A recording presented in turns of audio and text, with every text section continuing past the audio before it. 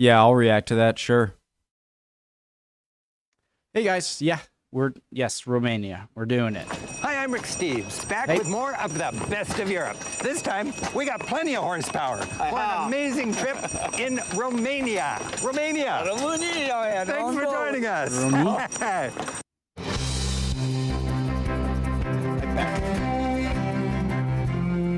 Hey guys, I said this stuff, right? No, original link to the video, top of the description, as always. Hope you're all doing well. Romania.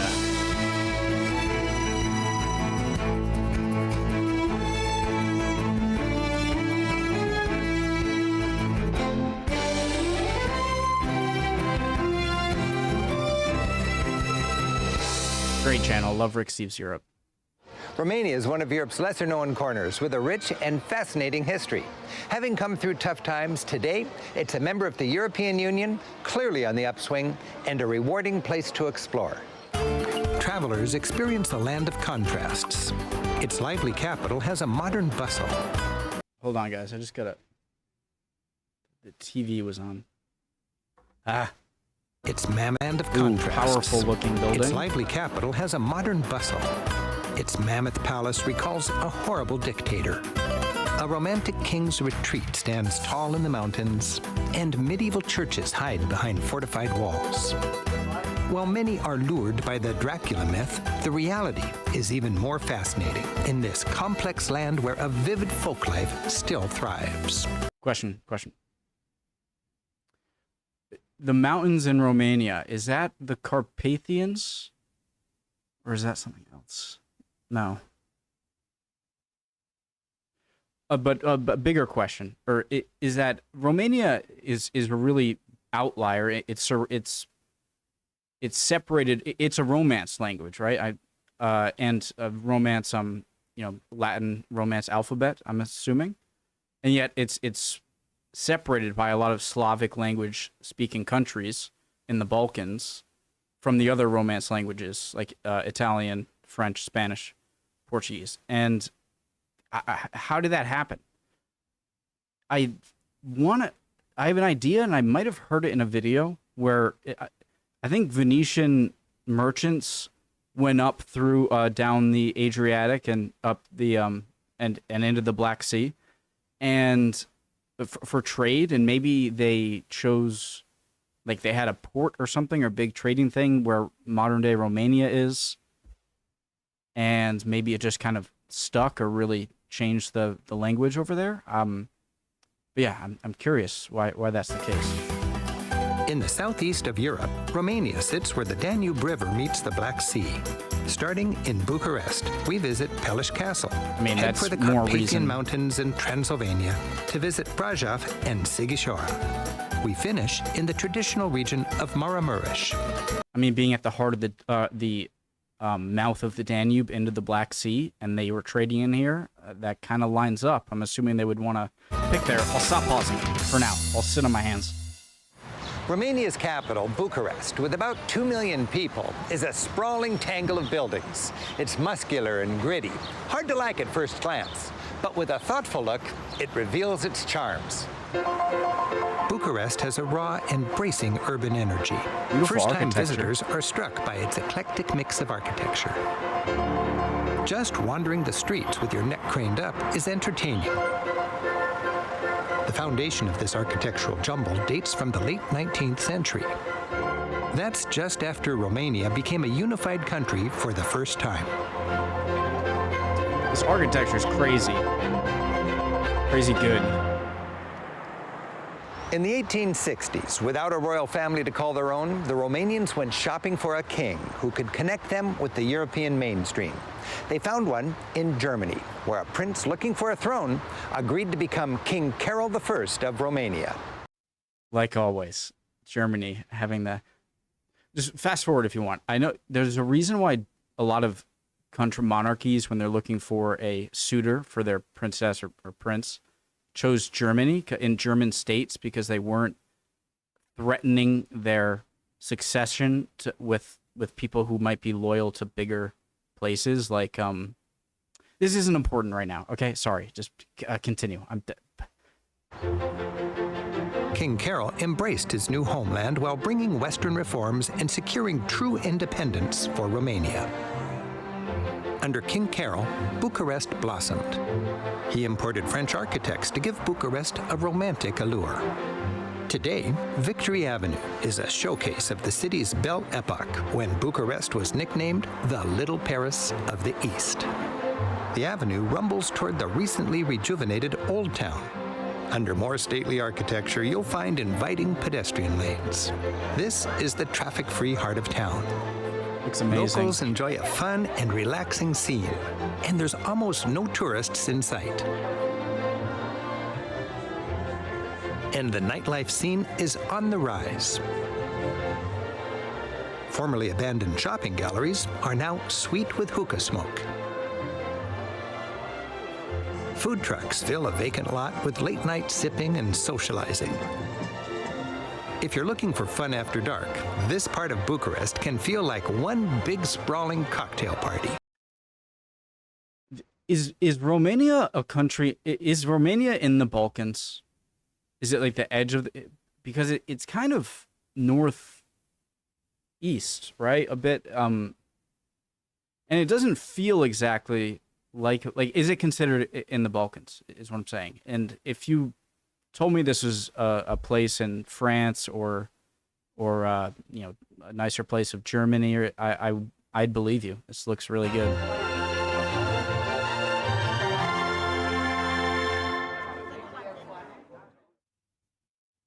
Thriving as it is today, Bucharest's Old Town was lucky to survive the communist period. Most of the historic center was wiped out by the dictator Nicolae Ceausescu, so he could build a grandiose new town perfect for a megalomaniac.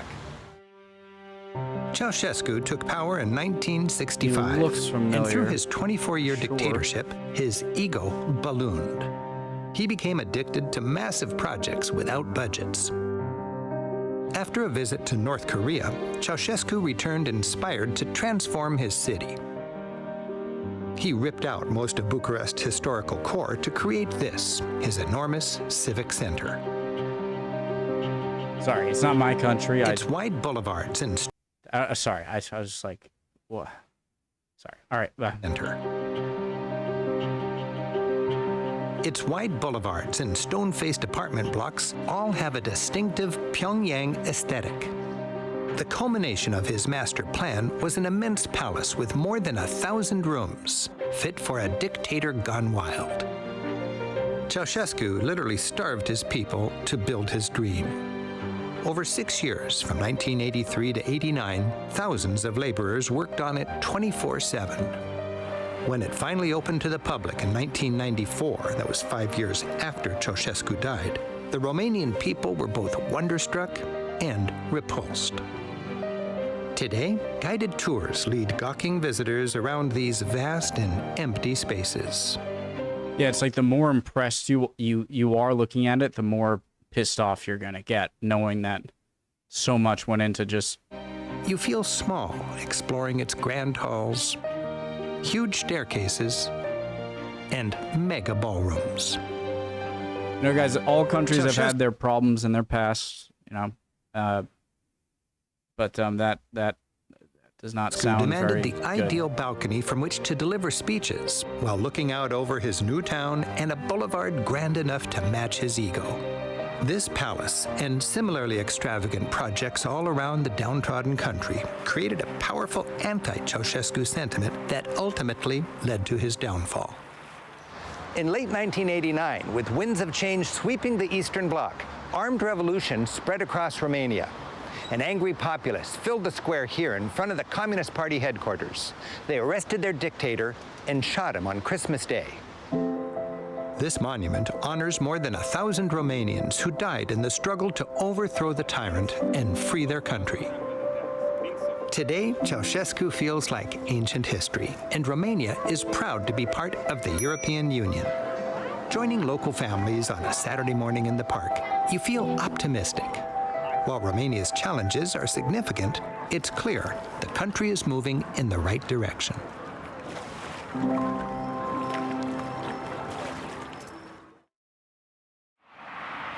Heading north for the Carpathian Mountains, we Okay, leave is the Bucharest. Carpathians. stunning fields of poppies are irresistible. And this quick roadside stop is just too joyful to pass up. Our next stop is Pelish Castle, the summer residence of Romania's first king, Carol. I love this. I always forget what it's called. Timber house, half timber construction. I don't know. You know, this kind of reminds you of not medieval, but I love it. Okay, that's what I mean. I love it, and it looks amazing. And it's in the mountains, and it looks Carol beautiful. chose a mountainous and forested setting that reminded him of his German homeland. And he imported German architects to create this fanciful hunting lodge. Prickly with over-the-top spires, Pelish ranks among Europe's finest Romantic age palaces. And it boasts one of the most dazzling late 19th century interiors anywhere. The Hall of Honor, with its red carpets, grand staircase, and venerable portraits, sets the tone. And it boasts one of the most dazzling late 19th century interiors anywhere. The Hall of Honor, with its red carpets, grand staircase, and venerable portraits, sets the tone. The woodwork is exquisite. I love tiny spiral staircases. Jesus. I don't know what it is about tiny, like narrow spiral staircases that make me happy. They just do. I don't know what it is, and I want to go up them. The rest of the rooms have a grand, yet somehow cozy elegance. Glittering crystal chandeliers, thoughtful touches. King Carol ruled for 48 years. When summering at the palace, he took care of matters of state in his study. For over 30 years, the king dined with guests here. His impressive collection of weapons and armor stoked conversation. The library Am I showed still off in frame over here? Yeah, sorry. Okay. It's fine. the king's conversation. The library showed off the king's passion for education. And today, more than a century later, tourists from around the world still marvel at King Carol's Castle. Just over the Carpathian Mountains, we cross into the fabled region of Transylvania. Trans-Sylvania. It means across the forest. And Dracula. Is there a castle somewhere in here? If there is, do not go to it. Dracula's cat. Do you know? Everyone knows Dracula. How high did these mountains get?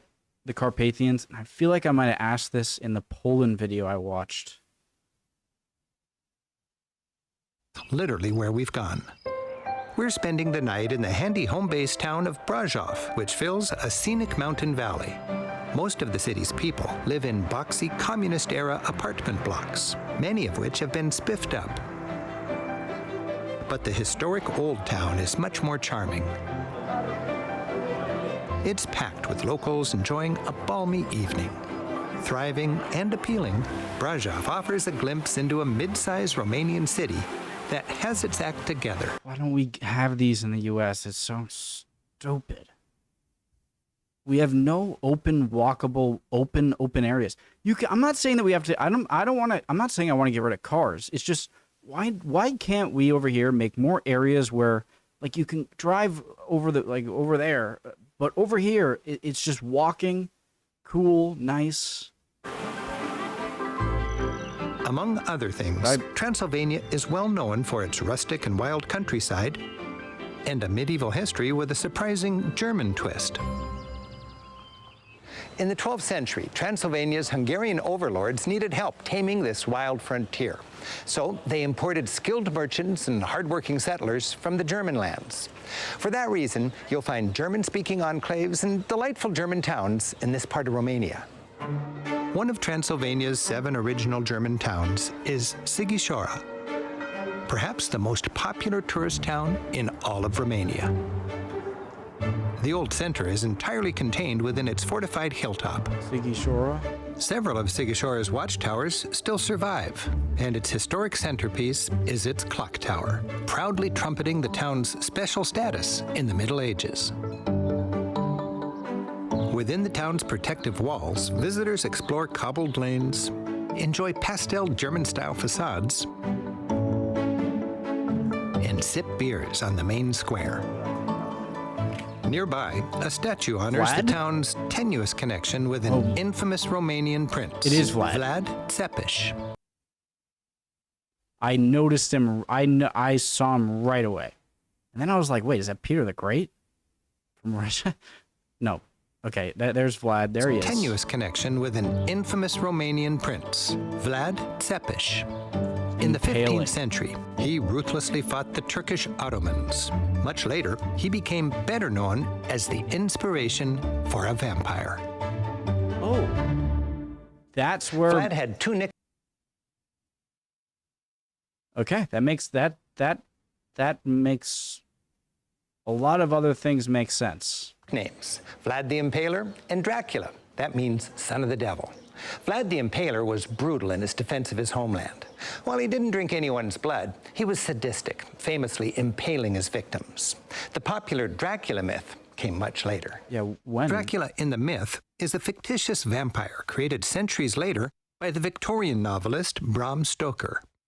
He wrote his famous novel Dracula after being inspired by the tales of this bloodthirsty prince and other local legends. Vlad the Impaler, important prince.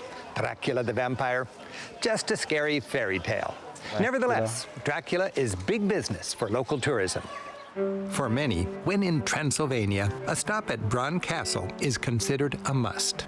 While people call it Dracula's castle, it has virtually nothing to do with Vlad the Impaler. But that doesn't stop the tourists from coming, or locals from selling their vampire kitsch. The troll face vampire.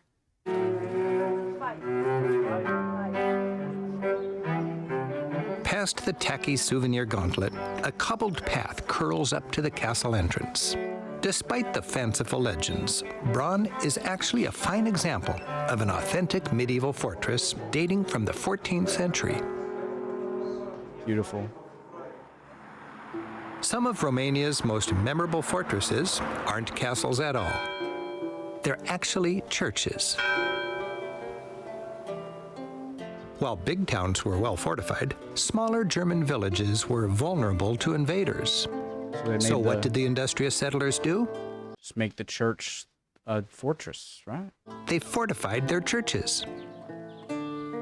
Dozens of fortified German churches, mostly built in the 13th and 14th centuries, are scattered across Transylvania.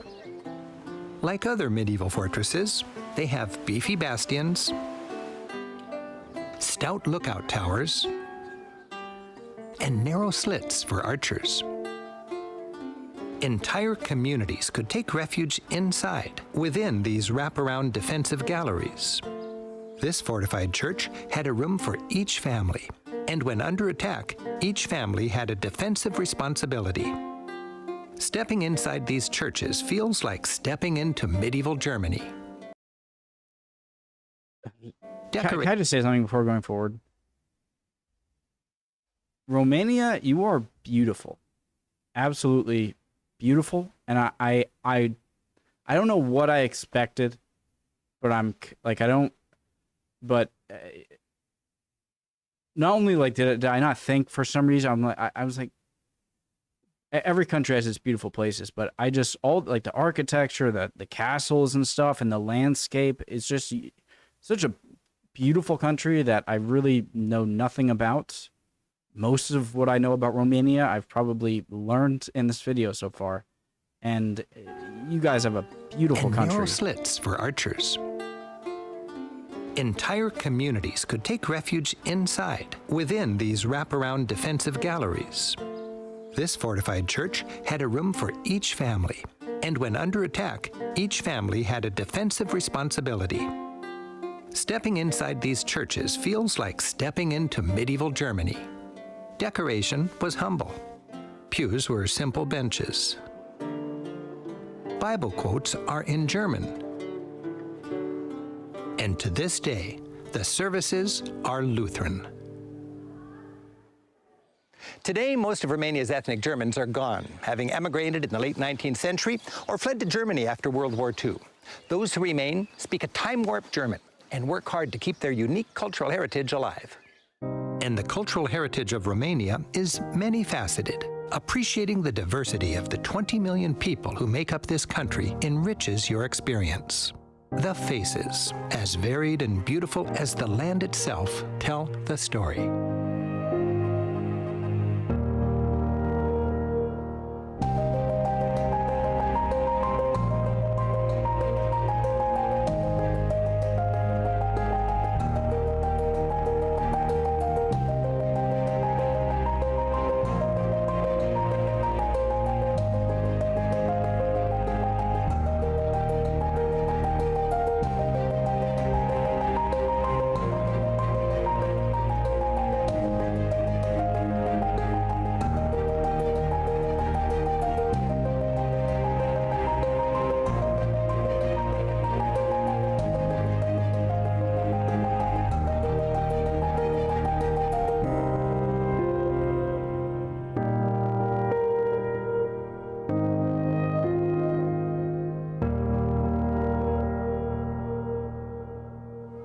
Of Romania's many people, one group in particular has struggled to fit in, the Roma. I was about to say gypsy.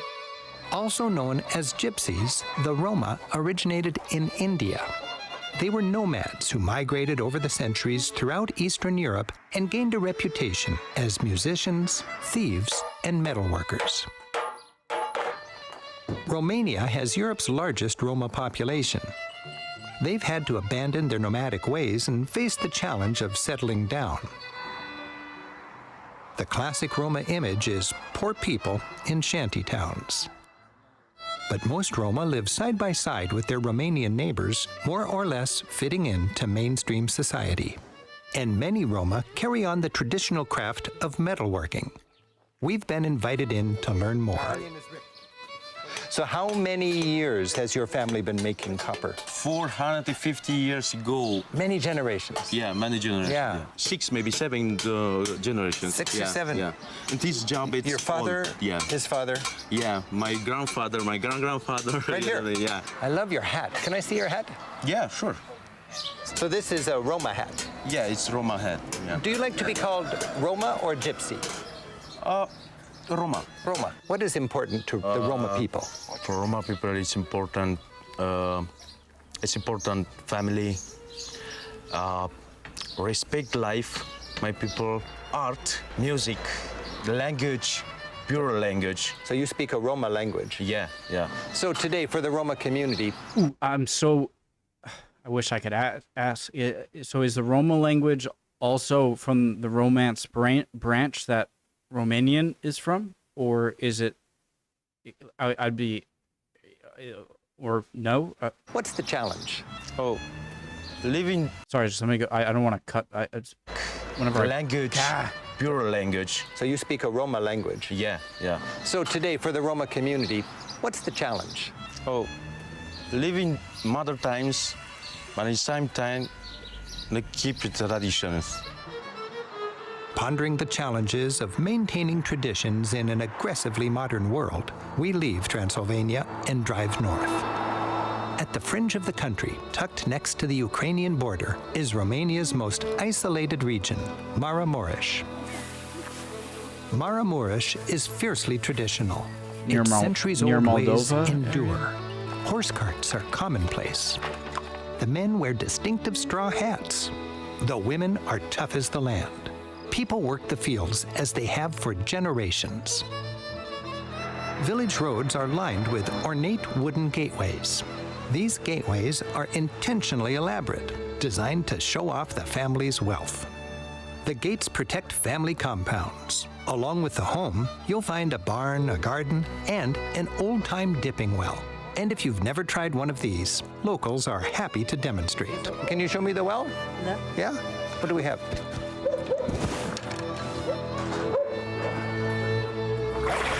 Yeah? Like this? Okay. Nice. Oh. Okay, so into the horses. Oh, it's a counterweight. Sorry. I was confused by the thing. Sorry. Nice. Okay, so into the horses. There we go. We're staying at a farmhouse B&B. Our host ritualistically closes the gate behind us. People here are superstitious, especially after dark. It's dinner time, but first, we're getting a little tour. Traditional Romanians collect their nicest belongings into one room designed to impress their guests. Heirloom dowries are lovingly displayed. These are bridal gifts going back generations.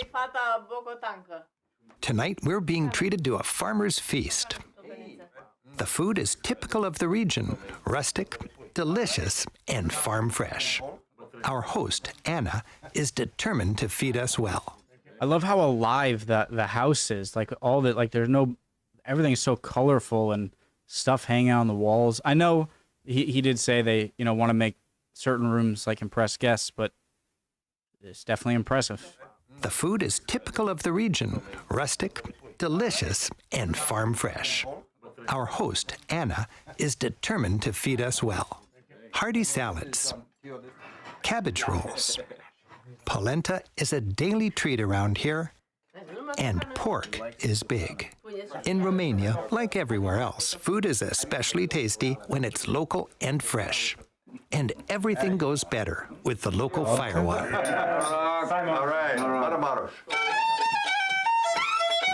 Aramosh? All right. Baramaros? Everything goes better with Like cheers? the local firewater. All right. Baramaros. After dinner, the evening continues in the music room, where Anna's husband gets out his violin and shares some rousing folk music.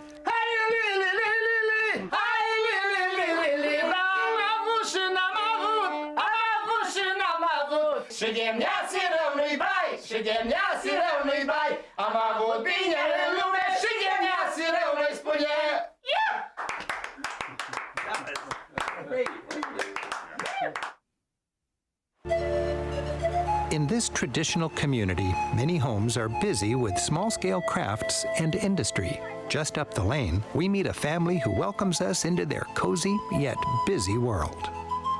The daughter, using a technique that goes back to ancient times, gracefully spins raw wool into yarn.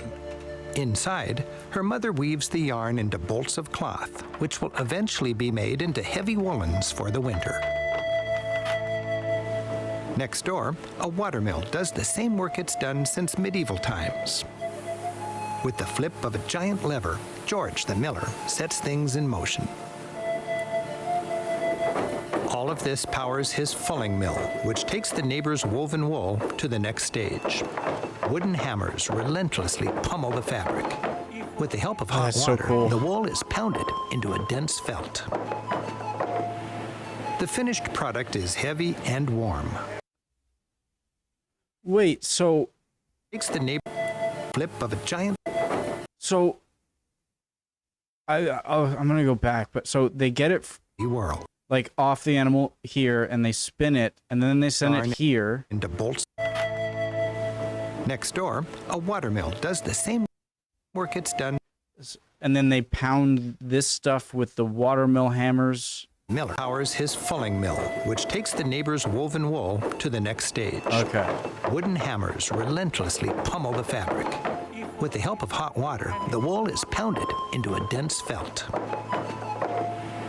The finished product is heavy and warm, ideal for the frigid Romanian winter.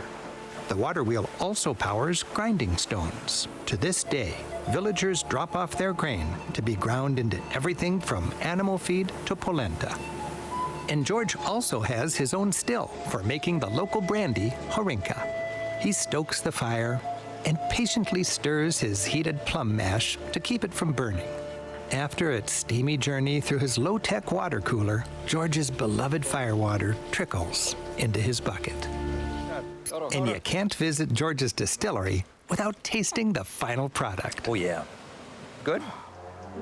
Maramuresh has some of the finest wooden churches in Europe. Their graceful spires punctuate the countryside. Soaring skyward, they seem to connect earth with heaven. Some images just make me happy. It's not just the church, it's mainly that, but just the whole thing. Soaring skyward, they seem to connect earth with heaven. The exteriors show off the quality craftsmanship of local woodworkers through the centuries. And our guide, Teo, shows us how beautifully decorated the interiors are. Teo, this is remarkable. And how old is this church? 17th century. And how old are all these beautiful paintings? 18th century. You know, they look more simple, like what you would see 14th century in France or Germany. Yeah, it was a kind of delay or a very long-lasting tradition. And the carpets. I've never seen a church with carpets everywhere. They are gifts from donators, from parishioners, from the ladies. So ladies want to show their devotion. They bring a carpet. Yes, it's a kind of devotion, a kind of sacrifice, let's say it. And these beautiful embroideries. Are these gifts also from parishioners? Yes, for example, here you can see it bears even the donator name. Oh, that's the name of the woman who embroidered this. Hello. Even modern churches are still built in the traditional wooden style. Dating from 1995, this one towers 250 feet, with artistic shingle work cascading from peak to eaves. Again, the technical mastery of the woodworkers is on display. Chunky timbers, precisely dovetailed, keep massive walls firmly in place. Just up the road is another unforgettable church, this one with an unusually joyful cemetery. In 1935, a local woodcarver, reviving an old tradition, began adorning what's known as the Mary Cemetery with a forest of vivid memorials. Each one comes with a whimsical poem and a painting of the departed in the moment of death or doing something they loved. Even if you can't read the poems, the images speak volumes. From a lifetime commitment to a traditional trade like weaving, baking, or woodworking. A more modern one like television repair, or to a passion for bicycles. A sad early end by a lightning strike, or a humorous memorial to a lifetime spent enduring a nagging mother-in-law. It's a poignant and good-natured celebration of each individual's life as well as a chronicle of village history. And it's all painted in cheery blue to match the heavens where these souls are headed.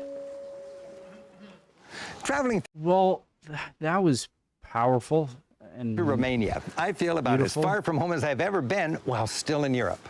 Sure, it's got some rough edges, but you'll enjoy amazing sights, endearing people, and rich memories. Thanks for joining us. I'm Rick Steves. Until next time, keep on traveling. Ta, ta, ta.